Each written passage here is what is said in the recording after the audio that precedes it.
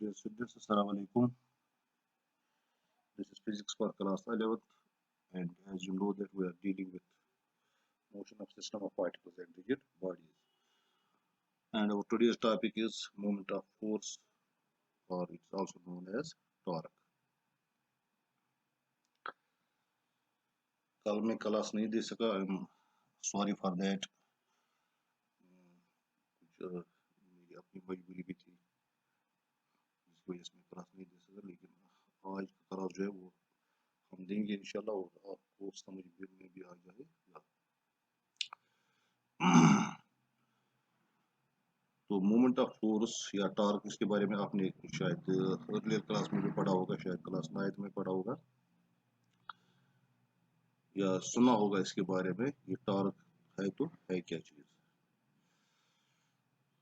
क्योंकि हम we are dealing with rotational motion, तो रोटेशनल मोशन और ट्रांसलेशनल मोशन, या जिसको लीनियर मोशन भी बोलते हैं, लीनियर मोशन में हमें कुछ फिजिकल क्वांटिटीज, लीनियर मोशन को डिस्क्राइब करने के लिए हमें कुछ फिजिकल क्वांटिटीज की जरूरत पड़ती है। इसी तरह रोटेशनल मोशन को भी डिस्क्राइब करने के लिए हमें कुछ फिजिकल क्वांटिटीज की जरूरत पड़ती है। तो टॉर्क का काम यहाँ पे वही है, जो टॉर्क का काम होता है रोटेट करना किसी बॉडी को, जिस तरह फोर्स का काम होता है किसी बॉडी को लीनियर मोशन में लेना। ठीक है, तो जो फोर्स का काम होता है लीनियर मोशन में, वही काम टॉर्क का होता है रोटेशनल मोशन में।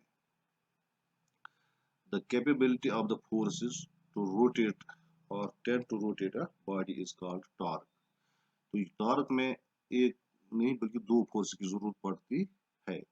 वो दो फोर्स जो है वो इक्वल इन मैग्नीट्यूड होते हैं, वो पैरेलल भी होते हैं, और they act different lines of action. जो लाइन्स ऑफ एक्शन उनके होते हैं वो भी डिफरेंट होते हैं। दो फोर्सेस इक्वल, वो इक्वल एंड अपोजिट फोर्सेस, वो क्या होता है, वो होता है उनका मैग्नीट्यूड भी सेम होता है, लेकिन वो अपोजिट भी होते हैं, और वो एक्ट करते हैं अलग सेम लाइन ऑफ एक्शन। जो लाइन ऑफ एक्शन उनकी वो कॉमन होती है। फॉर एग्जाम्पल मैं आपको यहाँ पे दिखाऊंगा ये दो फोर्सेस क्या होते हैं। ये यहाँ पे मैंने यहाँ पे ये बनाया है, ये दो फोर्सेस, ये F1 है और ये F2 है। ठीक है, ये एक्ट कर रहे हैं किसी बॉडी पे। आप खुद देख सकते हो यहाँ पे ये जो दो फोर्सेस है, और एक ये है यहाँ पे एक बॉडी जिसपे ये एक्ट कर रहे हैं। दोनों फोर्सेस जो है वो अपोजिट डायरेक्शन में जा रहे हैं। दोनों फोर्सेस का मैग्नीट्यूड इक्वल है, यानी अगर F1 10 न्यूटन है, F2 भी 10 न्यूटन है। ठीक है, और लाइन ऑफ एक्शन जो है वो सेम है। आप देखिए ये एक ही लाइन है जिसके ऊपर से ये एक्ट कर रहे हैं, वो है ये लाइन। जो ये लाइन है, इसी लाइन के ऊपर से ये एक्ट कर रहे हैं। ठीक है, so line of action is the same. Opposite है, एक ही डायरेक्शन ऊपर है, एक ही डायरेक्शन नीचे है, मैग्नीट्यूड भी सेम है, दोनों 10-10 न्यूटन है। ठीक है, लेकिन लाइन ऑफ एक्शन जो है वो सेम है। अब यही दो फोर्स में यहाँ पे लूंगा। ठीक है, यहाँ पे हमारे पास एक रॉड है फॉर एग्जाम्पल। ठीक है, इस रॉड को जो है यहाँ पे हम देखेंगे, ये एक फोर्स यहाँ पे मैंने लगाया है, ये F1 है, इसका मैग्नीट्यूड फॉर एग्जाम्पल 5 न्यूटन है। यहाँ पे मैंने दूसरा फोर्स यहाँ पे लगाया है, ये भी अपोजिट फोर्सेस है। दोनों की डायरेक्शन सेम है, एक ही डायरेक्शन ऊपर है, एक ही डायरेक्शन नीचे है। ठीक है, अब फर्क क्या है, ये देखिए इसकी जो लाइन ऑफ एक्शन है वो ये है, ये इसकी लाइन ऑफ एक्शन है, और इसकी लाइन ऑफ एक्शन ये है। तो अगर आप देखोगे these lines of, there are two lines of action and they are parallel, they are parallel. इसलिए जो F1 और F2 को हम यहाँ पे हम बोलते हैं, they are F1 and F2 are equal, opposite and parallel. यहाँ पे हम क्या बोलते हैं, यहाँ पे वो इक्वल अपोजिट तो है, but they act around the same line of action. यहाँ पे they act around two different lines of action. ये जो यहाँ पे दो two different lines of action पे जो दो फोर्स एक्ट कर रहे हैं, जिनका मैग्नीट्यूड सेम है, जिनकी डायरेक्शन अपोजिट है, इसको हम कपल बोलते हैं। They are called couple. इसका एग्जांपल आप हर जगह भी देख सकते, जब आप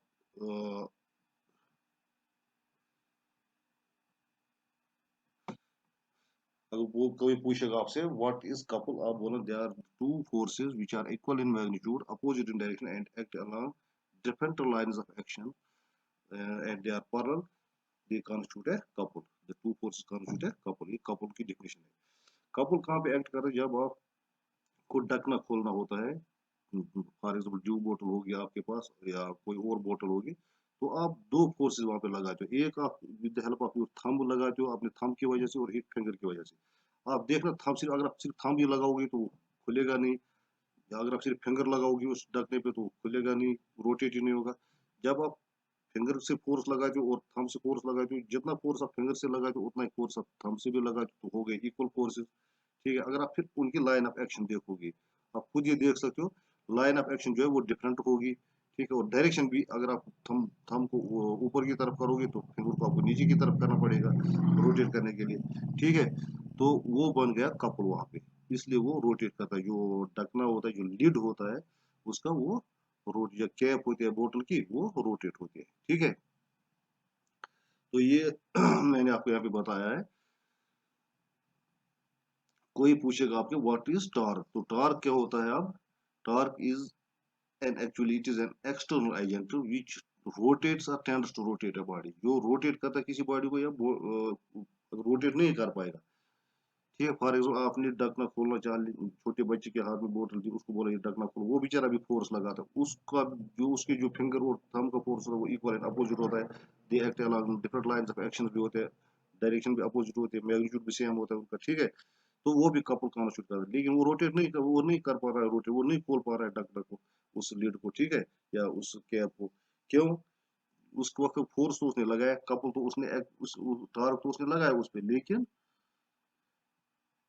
क्या हुआ कि वो टेंड करता है, उसी को वो रोटेट नहीं कर पाया, बल्कि he tends to rotate, tries to rotate, tend to rotate means he tries to rotate the body. ठीक है, तो टॉर्क क्या होती है, द कैपेबिलिटी ऑफ फोर्सेस, अगर दो फोर्सेस होंगे इक्वल अपोजिट एंड मैग्नीट्यूड, आप ये भी लिख सकते हो the capability of a couple. आप फोर्सेस नहीं लिख सकते तो कपल भी लिख सकते हो। to rotate or tend to rotate a body is called torque.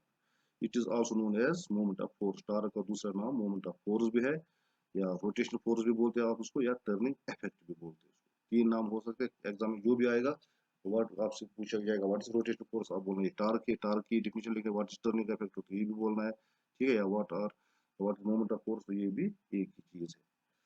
Quantitatively, torque is defined as the product of force and the perpendicular distance between the line of action of the forces। अब जो perpendicular distance होगी यहाँ पे, जो मैंने यहाँ पे लिखा है, ये देखिए, ये जो डिस्टेंस है ये परपेंडिकुलर डिस्टेंस है, ये एंगल जो लाइन ऑफ एक्शन मैंने यहाँ बनाया ये उनके साथ 90 डिग्री का एंगल बनाता है, इसलिए ये परपेंडिकुलर डिस्टेंस होगी। ठीक है,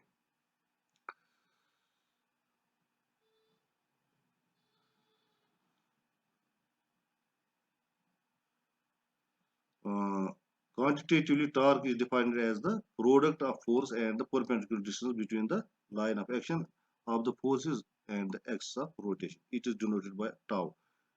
टॉर्क को हम डिनोट किस तरह करते हैं, टाउ से। Torque is force into force R. अब फोर्स क्या यहाँ पे है, देखिए यहाँ पे मैंने लिखा है आर जो है ये फोर्स आर्म है। ठीक है, और एफ जो है ये फोर्स है, मैंने लिखा है फोर्स इनटू फोर्स, आप लिख सकते हो और फोर्स आर्म इनटू फोर्स, ये आपकी मर्जी है। ठीक है, और टाउ इज इक्वल हमें पता है a cross b, a cross b is equal to a b sine theta, so tau r cross F will be equal to r F sine theta. जिस तरह ए डॉट बी होता है a b cos theta, a cross b होता है a b sine theta, ये cross product of r and f है। ठीक है, so tau is equal to rf sin theta, where theta is the angle between r and f as shown in figure। Figure में देखोगे नीचे भी मैंने figure बनाई है।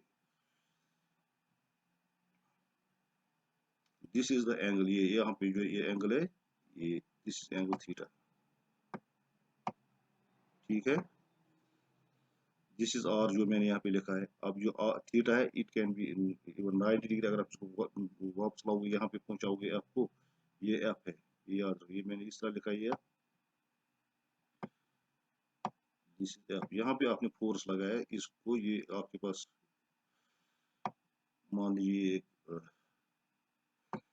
रॉड है आपके पास ये। ठीक है, अब आपको इसको रोटेट करना है तो एक फोर्स आपको यहाँ से लगाना पड़ेगा, ये हो गया F1 लिखना था मुझे, मैंने लिखा FP इसका, क्योंकि जो F2 होगा वो यहाँ से होगा, तब ये रोटेट होगा। ठीक है, ठीक है। अब यहाँ से एक, अगर इसको आप बांध के रखोगे यहाँ पे तो भी एक फोर्स यहाँ पे लग जाएगा। तो अगर आप देखोगे ये लाइंस ऑफ एक्शन हो गई ये दो, ठीक है। ये एक और फोर्स है यहाँ पे, इस रॉड को आप रोटेट कर रहे हो, ठीक है। तो ये हो गया F2, मैंने अभी बोला जो F2 है, F2 is equal to F1, इसलिए मैंने दोनों का यहाँ भी मैं चाहूँ तो मैं F2 नहीं लिखूंगा, यहाँ पर भी F ही लिखूंगा, ठीक है, क्योंकि F1 and F2 are equal in magnitude और they are opposite in direction. जितना फोर्स ऊपर की तरफ मैंने लगाया उतना ही फोर्स F2 जो है वो भी लगेगा, ठीक है। तो अब ये रोटेट करेगा। तो अब जो थीटा है दैट इज दिस, ठीक है। अगर मैंने यहाँ से ये फोर्स लगाया था तो ये एंगल जो है दिस इज एंगल थीटा है यहाँ पे जो मैंने बताया आपको, ठीक है। सो आर आपको पता है, R is the radius of this जो रोटेट कर रहा है, इसका लेंथ ऑफ दिस रॉड, जो भी आप बोलोगे इसको, जिसको मैं रोटेट कर रहा हूँ। And actually R is the perpendicular distance between F1 and F2, और F is the magnitude of the force जो आपने लगाया है, ठीक है। The SI unit of torque is newton metre, क्योंकि अभी आपने देखा उधर F जो है वो किसके बराबर है, sorry tau is equal to R into F, R cross F, R का डिस्टेंस है तो वो मीटर हो गया, एफ का न्यूटन है तो न्यूटन हो गया, तो टॉर्क का यूनिट बन जाएगा न्यूटन मीटर, ठीक है। टाउ इज इक्वल टू, मैं फिर से बोलूंगा, tau is equal to F cross R जो मैंने लिखा है उधर, तो एफ का यूनिट क्या है, न्यूटन है, और आर का यूनिट क्या है, मीटर है। So torque the SI unit of torque is newton metre. अब इसकी डायमेंशन फार्मूला आप खुद निकाल सकते हो, that is m1 l2 t minus 2, आपको f की डायमेंशन निकालने और r की डायमेंशन निकालने, ठीक है। f को फिर आप मास इंटू एक्सेलरेशन बनाओगे, फिर एक्सेलरेशन को वेलोसिटी बाय टाइम बनाओगे, फिर वेलोसिटी को डिस्टेंस बाय टाइम बनाओगे, उसी से आपको निकलेगा f का डायमेंशन, और t r का डायमेंशन a क्या वो l है, तो फिर आप खुद देखना इसकी डायमेंशन जो है टार्क के वो निकलेंगे m1 l1 t minus 2। अब जो टार्क है it is an actual vector. अब वेक्टर हमारे पास दो किस्म के होते हैं, ठीक है। एक को पोलर वेक्टर्स बोलते हैं, एक को एक्चुअल वेक्टर्स बोलते हैं, ये याद रखना, polar vector and actual vector. Actual vector जो होता है which acts along the axis of rotation, actual vector acts along the axis of rotation, ठीक है। ये अब एक्चुअल वेक्टर जो है वो यहाँ पे होगा, ये याद रखना, एक्चुअल वेक्टर यहाँ पे होगा, लेकिन देखिए यहाँ पे डायरेक्शन मोशन जो है वो यहाँ पे जहाँ से एफ है that is the direction motion, ठीक है। So actual vector is not acting along the direction of motion, it acts along the axis of rotation. यहाँ पे आप पिन लगाइए, इस सर्कल के यहाँ पे पिन लगाइए, ठीक है। तो जो पिन है अगर आप उसको फिर ऊपर से दबाओगे तो ये नीचे की तरफ पिन जाएगी, तो यही हो गया यहाँ पे टॉर्क, टॉर्क की डायरेक्शन वही होगी जहाँ पे पिन नीचे जाएगी। जिस तरह से अगर आप रोटेट करोगे उस जो कैप होती है आपके बोतल की, उसको आप रोटेट कर दीजिए, क्लॉकवाइज रोटेट करोगे तो वो नीचे की तरफ जाएगा, एंटी क्लॉकवाइज करोगे रोटेट तो वो ऊपर की तरफ जाएगा। आप खुद देखना, अगर ढकना नीचे की तरफ जाएगा तो टार्क जो है वो उसकी डायरेक्शन नीचे की तरफ है, अगर आप एंटी क्लॉकवाइज रोटेट करोगे तो वो ऊपर की तरफ आएगा। तो जिस तरफ आप ढकने को घुमा रहे हैं उस तरफ वो नहीं जाएगा, टार्क उस तरफ एक्ट नहीं करता है, ये याद रखना, ठीक है। टार्क जो है वो एक्ट करता है, वो टार्क, क्योंकि टार्क एक्चुअल वेक्टर है और एक्चुअल वेक्टर हमेशा एक्सिस के अलोंग, जिस, ठीक है, एक्सिस ऊपर की तरफ होगी या नीचे की तरफ होगी, ये देखना आप खुद। मैं हमने आपको एग्जांपल भी दिया है, आप वो ले लीजिए कैप अपने बोतल की, उसको खोलिए, आप उसको पहले क्लॉकवाइज रोटेट कर दीजिए, आप देखना कि वो बंद हो जाएगा, यानी वो जो कैप है वो नीचे की तरफ जा रही है, ठीक है। फिर आप उसको रोटेट कर दीजिए, वो ऊपर की तरफ आ रहा है। तो जब आप उसको एंटी क्लॉकवाइज रोटेट करोगे तो वो मैं आपको नीचे में भी बताऊंगा, तो वो ऊपर की तरफ, तो टार्क का डायरेक्शन जो है वो चेंज हो जाएगा, वो कभी ऊपर की तरफ होगा कभी नीचे की तरफ होगा, but it will always act along the axis of rotation, ठीक है।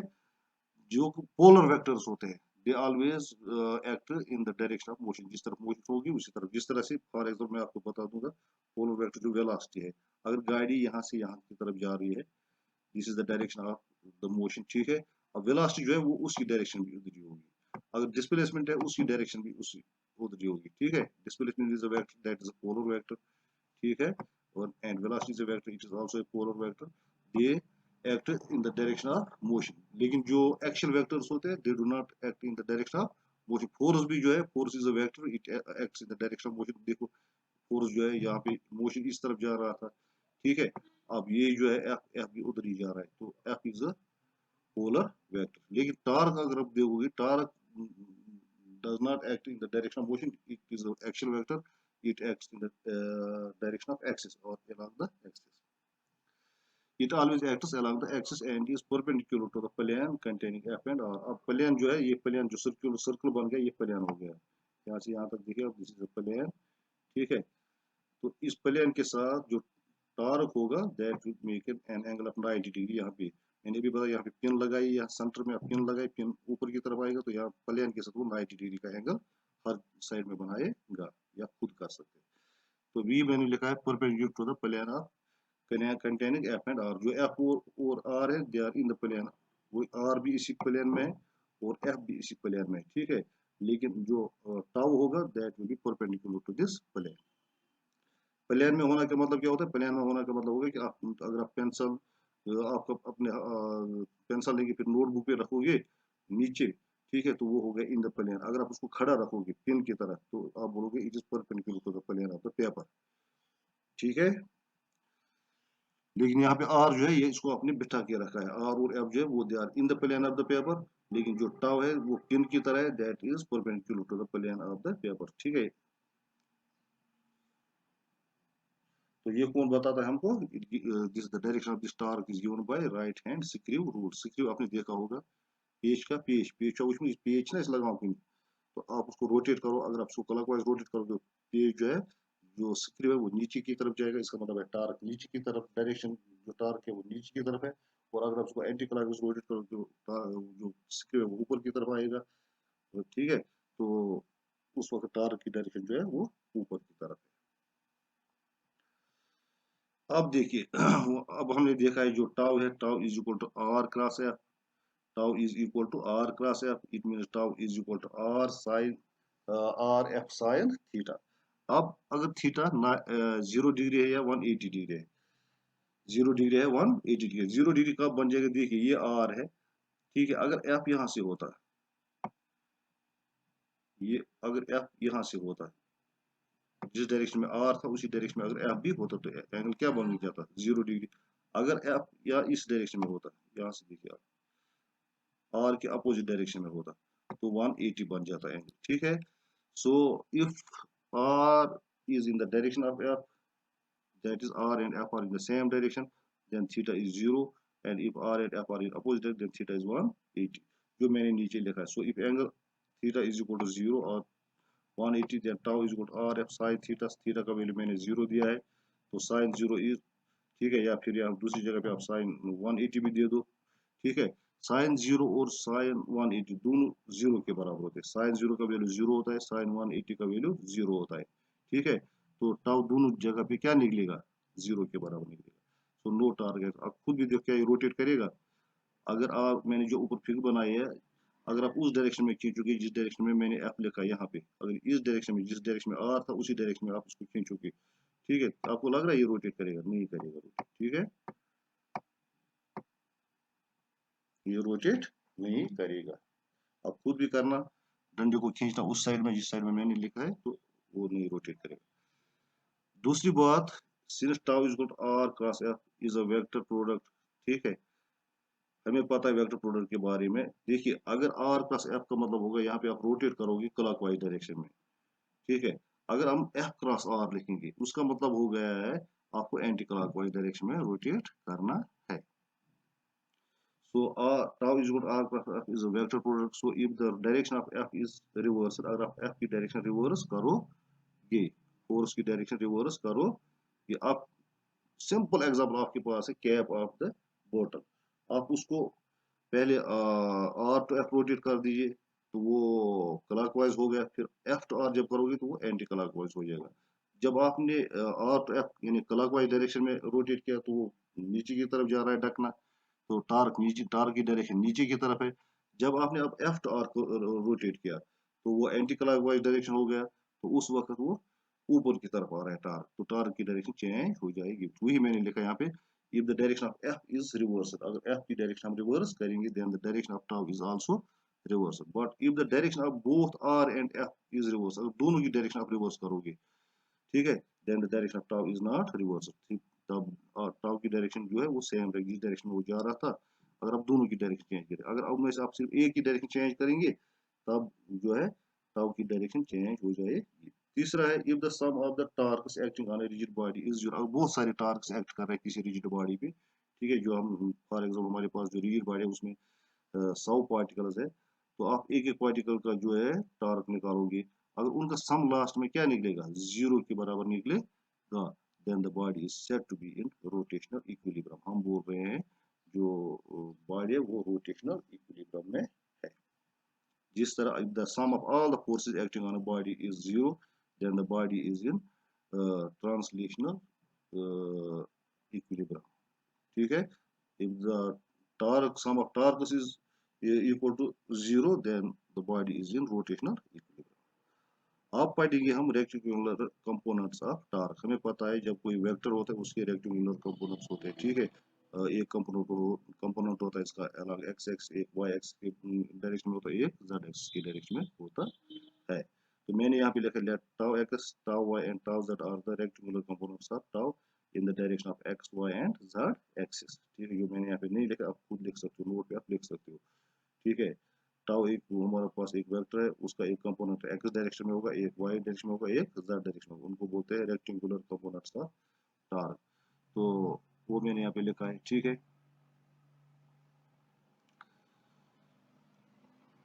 अच्छा, तब हमें पता है जब कोई वेक्टर हमारे पास होता है उसके जो रेक्टेंगुलर कंपोनेंट्स होते हैं तो उनको सम करना पड़ता है। So tau will be equal to tau X plus tau Y plus tau Z, ठीक है। अब but tau is equal to R cross of F जो हमने ऊपर पढ़ा है, ठीक है। Therefore tau X plus tau Y plus tau Z will be equal to R cross F will be equal to, अब आर के जो कंपोनेंट्स है that's X Y and Z are the rectangular components of R in the direction of X, Y, and Z. Similarly, Fx, Fy, and Fz are the components of F in the direction of X, Y, and Z. तो यहाँ पे मैंने क्या किया है, इस R के components लिखे, रेक्टेंगुलर कंपोनेंट्स इस R के और इस F के लिखे, ठीक है। तो ये जो है ये याद रखना, ये इंटू नहीं है, ये क्रॉस प्रोडक्ट है, ये याद रखना, ये क्रॉस प्रोडक्ट है, ठीक है। आप इंटू नहीं पढ़ना, इसको आपको पढ़ना है X plus Y plus Z cross F X plus F Y plus F Z. अब ठीक है, हमारे पास एक फार्मूला है, ठीक है। अगर हमारे पास वेक्टर ई है जो आपने वेक्टर्स में पढ़ा है, ये वेक्टर ई है। अब वेक्टर ए को इस तरह लिखना है, ऊपर एरो डालना है या बोल्ड लिखना है, जिस तरह मैंने यहाँ पे जो टाव है ये बोल्ड लिखा है मैंने, इसको एरो मैंने नहीं डाला, इसको एरो डालने की जरूरत नहीं पड़ती अगर आप बोल्ड में लिखोगे, अगर बोल्ड में नहीं लिखोगे फिर एरो डालना पड़ेगा। The relation between the vector E, the magnitude of vector E and the unit vector in the direction of vector E, that is given by this, जो भी वेक्टर हमारे पास होगा, ठीक है, ये केप लिखते हैं हम, ठीक है। So vector a is equal to a, ठीक है, is the magnitude of a and a cap is the unit vector in the direction of a. अब हमें पता है the unit vector in the direction of x axis is i, the unit vector in the direction of y axis is j and the unit vector in the direction of z axis is k। तो अब यहाँ पे देखिए आप, ये tau x जो है इसको भी मैंने दो बनाया है, जिस तरह ए को, इस वेक्टर ए को मैंने दो बनाए हैं इस साइड में, ठीक है, इस साइड में मैंने इसको दो बनाए। अब यहाँ पर भी आप देखो ऊपर टाउ एक्स है, नीचे मैंने दो लिखे टाउ एक्स और आई। ये जो टाउ एक्स है it is magnitude of tau x, अब देखिए ये मैंने बोल्ड में नहीं लिखा है, ठीक है, ये वेक्टर नहीं है, ये मैग्नीट्यूड ऑफ टाउ एक्स है, और i is the unit vector in the direction of tau x, in the direction of x, ठीक है। तो ये हो गया टाउ एक्स आई। इसी तरह वाई जो है, पहले इसको टाउ वाई का जो मैग्नीट्यूड है वो टाउ वाई है, लेकिन बोर्ड में नहीं है। अब यूनिट वेक्टर क्या है इस डायरेक्शन में, वो जे है, वाई की डायरेक्शन में यूनिट वेक्टर जे होता है। इसी तरह टाउ जेड जो है, इसका मैग्नीट्यूड मैंने लिखा है टाउ जेड, अब यूनिट वेक्टर जो है इन the direction of Z x that is के। इसी तरह आप इसका लिखो, एक्स का क्या बन जाएगा, मैग्नीट्यूड ऑफ एक्स को मैंने यहाँ पे लिखा है, और unit vector in the direction of x is I. इसी तरह y का लिखेंगे, magnitude of y is y and vector in the unit vector in the direction of y is j, and z का मैंने लिखा है z and the unit vector in the direction of z is, ठीक है। इसी तरह fx भी लिखोगे आप, fx का मैग्नीट्यूड मैंने लिखा है fx, और इसका जो unit vector in the direction of x is i, वही लिखा है मैंने। अब जब क्रॉस प्रोडक्ट करते हैं, अगर आपने पढ़ा होगा जो कंसेप्ट ऑफ क्रॉस प्रोडक्ट है, जो मैंने आपको पढ़ा है, ये अगर ये डॉट प्रोडक्ट होता है, ये इसको सीधा मल्टीप्लाई करना था, एक्स को सब के साथ मल्टीप्लाई करना था, फिर वाई को सब के साथ मल्टीप्लाई करना था, सॉरी एक्स आई को एफ एक्स आई के साथ, फिर एफ वाई जे के साथ, फिर एफ अगर डॉट प्रोडक्ट होता। लेकिन जब क्रॉस प्रोडक्ट होता है तो उसको इस तरह नहीं करते, क्रॉस प्रोडक्ट हम इस तरह करते हैं, पहले हम आई लिखेंगे, आई जे और के लिखेंगे, आई के नीचे लिखेंगे एक्स, फिर वाई, फिर जेड, ठीक है। फिर एक्स के आई के साथ हम देख रहे हैं, यहाँ पे आई के साथ एक्स है और यहाँ पे आई के साथ एफ एक्स है। जो आई के साथ होंगे वो उनके नीचे लिखेंगे, जो जे के साथ होंगे उनको उनके नीचे लिखेंगे, जो के साथ होंगे वो उनके नीचे लिखेंगे। यहाँ पे के साथ जड़ है, यहाँ देखिए आप, और वहाँ पे के साथ एफ जड़ है, ठीक है, वो मैंने लिखा है यहाँ पे। अब इनको करना है किस तरह से, पहले लिखना है ये आई, यहाँ पे ये होता है वन वन, ये याद रखना, ये हो गया वन टू, इसको मैट्रिसेस बोलते हैं, जो आप ट्वेल्थ में पढ़ोगे, यहाँ पे जिसका मैथ होगा वो पढ़ेगा, जिसका नहीं होगा। ये हो गया वन थ्री, ठीक है। इसी तरह ये हो गया one four, one five, one six, one seven, sorry ये हो गया, सॉरी टू वन, ये दूसरा आ गया, ठीक है। ये हो गया टू टू, और वो हो गया टू थ्री, इसी तरह ये हो गया थ्री वन। आप लिखना, खुद लिखना, ठीक है। ये हो गया थ्री टू, वो हो गया थ्री थ्री। अब हमने इस मैट्रिक्स को ऑपरेट करना है, किस तरह ऑपरेट करेंगे, आई आई से लिखना, जो मैंने लिखे यहाँ पे, ये आई जो है ये मैंने यहाँ पे लिखा है, तो आई जो है, इसके बाद इन दोनों को क्रॉस करना है, वाई को एफ जेड के साथ करना है क्रॉस, और जेड को एफ वाई के साथ करना है क्रॉस। सो वाई एफ जेड जो मैंने यहाँ पे लिखा है, माइनस करना है जेड एफ वाई, ठीक है। इसी तरह जब आप जे तक पहुंचोगे, यहाँ पे ये माइनस वन आएगा, वही वन, ये एक्चुअली माइनस वन रेज पर वन प्लस वन, ये यहाँ पे लिखना है माइनस वन रेज पर वन प्लस वन, यहाँ पे लिखना है माइनस वन रेज पर वन प्लस टू, यहाँ पे लिखना है माइनस वन रेज पर वन प्लस थ्री, ठीक है। जो माइनस वन रेज पर वन प्लस वन बन जाएगा माइनस वन का होल स्क्वायर, तो माइनस वन का होल स्क्वायर प्लस आएगा, इसलिए यहाँ पे प्लस साइन आ गया, ठीक है। अब फिर माइनस वन रेज पर वन प्लस टू वो बन जाएगा minus one raise power three, तो माइनस वन को जब आप तीन बार लिखोगे तो वो नेगेटिव साइन आएगा, इसलिए यहाँ पे नेगेटिव साइन आ गया, ठीक है।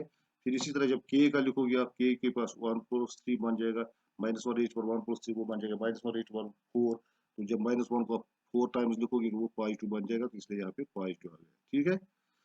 ये आप नहीं बोलना नेगेटिव कैसे आ गया, तो पॉजिटिव कैसे आ गया, वो उस जो मैंने वन वन दिखाया आपको इसकी वजह से आता है।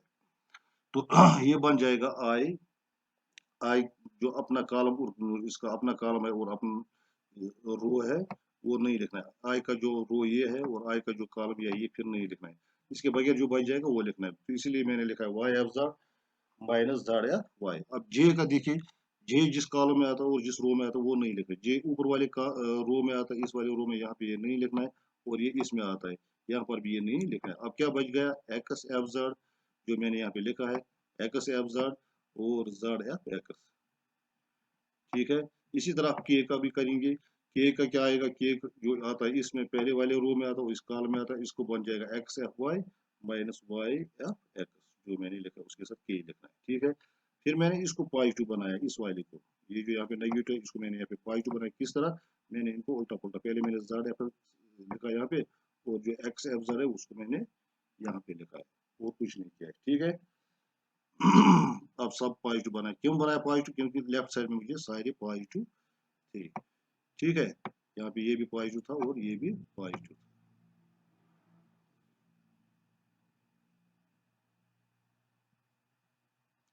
तो इसका मतलब हो गया tau X will be equal to, अब आई और आई जो है, comparing the components of I J and K, जब हम आई का कंपेयर करेंगे, लेफ्ट साइड में जो आई वाला था वो था टाउ एक्स आई, तो राइट साइड में जो था वो Y F Z minus Z F Y उसके साथ आई था, तो आई आई मैंने इन दोनों के साथ नहीं लिखा है, इसका मतलब हो गया कि tau X will be equal to Y F Z minus Z F Y.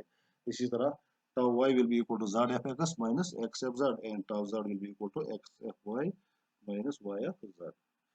This was all about these rectangular components of torque, tau, ठीक है। अब work done by a torque, जिस तरह फोर्स वर्क करता है, फोर्स कब work करता है, वो जब हम किसी को चीज पे फोर्स लगाते हैं तो वो डिस्प्लेसमेंट, उसका डिस्प्लेसमेंट हो जाता है, वो डिस्प्लेस हो जाता है, अपनी जगह से हिल जाता है, तो तब हम बोलते हैं W is equal to F dot S. अब रोटेशनल मोशन में भी वर्क होगा, ठीक है, जब लीनियर ट्रांसलेशनल मोशन या लीनियर मोशन में वर्क होता है, वहां पे वर्क फोर्स करता है, यहाँ पे वर्क करेगा कौन, टॉर्क। जो लीनियर मोशन में फोर्स का काम होता है वो रोटेशन मोशन में टॉर्क का होता है। So work done by torque. Consider a rigid body rotating about a fixed axis जो यहाँ पे है along a circular path of radius r as shown in figure। यहाँ पे body rotate कर रही है, ठीक है। A tangential force acts on the body। तो जो यह है this is a tangential force। tangential force हो गया which acts along the tangent of। tangent क्या होता है? वो लाइन जो सर्कल को टच करता है एक जगह पे, उसको टेंजेंट बोलते हैं। और जो फोर्स है इट एक्ट्स टेंजेंशियली, यानी it acts along the tangent of the circle, therefore it is called a tangential force। and displaces it through a small displacement ds। आप देख रहे हैं इस फोर्स ने इसको लाया है यहाँ से यहाँ तक, ठीक है। और यहाँ से यहाँ तक कितना डिस्प्लेसमेंट होगा इसका, ds जो मैंने यहाँ पे लिखा है, डिस्प्लेस किया है उसको, ठीक है। फॉर एग्जाम्पल अगर ये पॉइंट ए था, इसने लाया इसको पॉइंट ए से यहाँ पॉइंट बी तक, ठीक है। पॉइंट ए से पॉइंट बी तक इसका कितना डिस्प्लेसमेंट हो गया वो आप देख सकते हो, वो ds हो गया है, ठीक है। अब जब फोर्स भी किसी चीज पे एक्ट करता है उस पे उसका डिस्प्लेसमेंट भी हो जाता है तो वर्क भी हो गया। अब वर्क किसके बराबर होता है, एफ डॉट एस। क्योंकि यहाँ पे थ्रू स्मॉल डिस्प्लेसमेंट हो गया ds, इसलिए स्मॉल अमाउंट ऑफ वर्क, अभी टोटल वर्क नहीं हो गया है। टोटल वर्क तब होगा जब ये पूरा रोटेट करेगा, अभी इसने पूरा रोटेट नहीं किया, इसने सिर्फ ए से बी तक अभी इसको लाया है। डिस्प्लेसमेंट इसका छोटा सा हो गया, वो ds है। therefore small amount of work done by the force, ठीक है। Small amount of work done dw by the force F is given by dw is equal to F dot ds। अभी a dot b a b cos theta के बराबर होता है, therefore F dot ds is equal to F ds cos theta. Theta between F and ds is 0। अगर खुद देखोगे जिस direction में ये ds, this is the direction of ds, यहाँ से यहाँ तक, ठीक है। इसी डायरेक्शन में फोर्स भी है, अगर आप देखोगे, ठीक है। so angle will be 0। so the angle between F and ds is 0, therefore cos theta is equal to cos 0 is equal to 1। जब थीटा का वैल्यू 0 देंगे तो cos 0 बन जाएगा, cos 0 का वैल्यू 1 होता है। तो जब आप यहाँ पे 1 दोगे इस इक्वेशन में, so it will be f into ds into 1, that will be equal to f ds। so dw will be equal to f ds। अब हमारे पास एक रिलेशन है, अगर आपने पढ़ा होगा एंगुलर डिस्प्लेसमेंट, जो थीटा है वो हमेशा आर्क बाय रेडियस के बराबर होता है। आर्क तो यहाँ पे ds है, आर्क क्या है यहाँ पे ds, तो रेडियस है r जो यहाँ पे लिखा है। तो मैंने यहाँ पे लिखा भी है ds equal to r d theta. Actually d theta जो है वो आर्क बाय रेडियस के बराबर होता है, वो ds बाय r के बराबर होता है। Actually theta is equal to s by r, ये याद रखना, theta is equal to s by r, d theta will be equal to ds by r। So ds will be equal to r d theta, जो यहाँ पे मैंने निकाला है, आप खुद भी देख सकते हो, ठीक है। अब f का वैल्यू जो ds का वैल्यू है वो मैंने क्या लिखा है नीचे, r d theta. so dw will be equal to f r d theta। this implies dw will be equal to f ds और dw will be equal to f r d theta। यहाँ तक तो हमने उधर भी उस page पर भी पढ़ा था। now the angle between r and f is 90 degree. आप खुद देख सकते हो वहाँ पे the angle between r and f। यहाँ पे मैं फिर से आपको दिखाऊंगा, ये देखिए यहाँ पे जो एंगल बनता है, ये एंगल जो है दिस इज 90 डिग्री। अब उसके बगैर जो टेंजेंट होता है वो हमेशा रेडियस के साथ 90 डिग्री का एंगल बनाता है। टेंजेंट जहां पर भी आप डालोगे it always makes an angle of 90 degree with the radius, ये याद रखिए, आपने 10th में पढ़ा भी है। So the angle between r and f, the angle between r and f is 90 degree. therefore tau is equal to rf sin theta. tau किसके बराबर होता है, r क्रॉस f, वो फिर rf sin थीटा बनता है, ठीक है। थीटा यहाँ पे 90 डिग्री है, सो tau is equal to rf sin 90, sin 90 का वैल्यू होता है 1, therefore tau is equal to rf।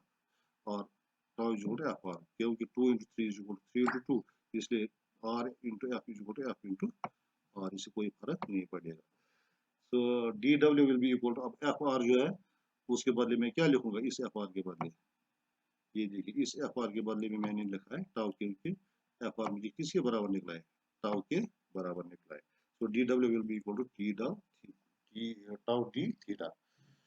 Total amount of work done करने के लिए क्या करना पड़ता है, इंटीग्रेट करना पड़ता है या फिर सम करना पड़ता है। तो यहाँ पे हम इंटीग्रेट करेंगे। So total work done will be equal to integral of dw will be equal to integral of tau d theta with the limits from 0 to theta. यानी एंगल जो है वो मैंने 0 से थीटा तक लेना है। अब थीटा कितना होगा, 90 डिग्री होगा, 100 जितना मैं रोटेट करूंगा उसको, ठीक है। अगर मैं एक रोटेशन करूंगा फुल रोटेशन तो इट विल बी 2 पाई यानी 180 के बराबर, सॉरी 360 के बराबर होगा। जब मैं फुल रोटेशन करूंगा, हाफ रोटेशन करूंगा it will be pi, that's 180। So W हमें पता है ये डी और इंटीग्रल कैंसिल हो जाता है तो डब्ल्यू बच जाएगा, ठीक है। अब टाउ जो है वो कांस्टेंट है तो उसको मैंने बाहर निकाला है, अंदर रह गया है डी थीटा। डी और इसका भी कैंसिल हो जाएगा, अगर आप चाहो तो ये बन जाएगा, बच जाएगा थीटा जो बच गया यहाँ पे जो मैंने लिखा है। इसके जो लिमिट है जो जीरो यहाँ पे, ये यहाँ पे नहीं लिखना, जीरो आप यहाँ पे ब्रैकेट को यहाँ पे लिखना है, ठीक है। सो पहले हम अपर लिमिट देते हैं, थीटा दिया मैंने, थीटा का वैल्यू थीटा, अपर लिमिट इसका थीटा है और लोअर लिमिट इसका जीरो है। थीटा से जब जीरो काटेंगे तो थीटा बच जाएगा, so W will be equal to tau theta, ठीक है।